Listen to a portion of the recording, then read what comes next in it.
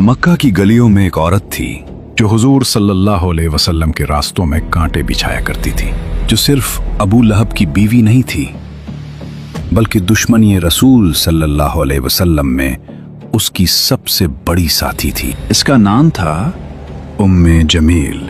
जाहिर में वो एक बड़े और मालदार खानदान से थी, लेकिन उसका दिल हसद और तकब्बुर से भरा हुआ था। हर रात जब मक्का की गलियां सुनसान हो जाती, वो चुपके से निकलती, अपने हाथों में कांटों से भरी झाड़ियां उठाए और फिर आहिस्ता आहिस्ता इन रास्तों पर बिछा देती जहां से रसूलुल्लाह सल्लल्लाहु अलैहि वसल्लम गुजरते थे। सोचिए कितनी सख्ती होगी इस दिल में जो रहमत आलम सल्लल्लाहु अलैहि वसल्लम को तकलीफ पहुंचाने पर खुश होता हो। और यही नहीं, उसकी जबान भी जहर से भरी थी, लोगों के दरमियान झूठ, चुगली, नफरत।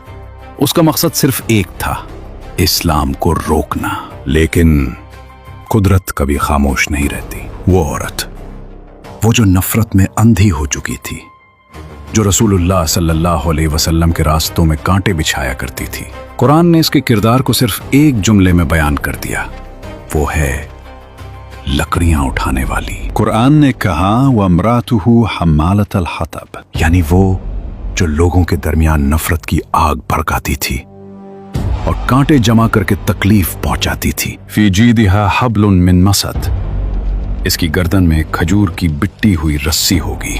एक दिन वही औरत अपने कंधों पर कांटों का बोझ उठाए और गले में खजूर की रस्सी डाले काबा के करीब आकर बैठ गई, थकी हुई, मगरूर, बेखबर। अचानक वही रस्सी जो उसने खुद बांधी थी उसके गले में सख्त होने लगी।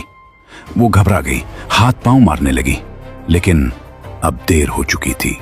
वही रस्सी उसका अंजाम बन गई।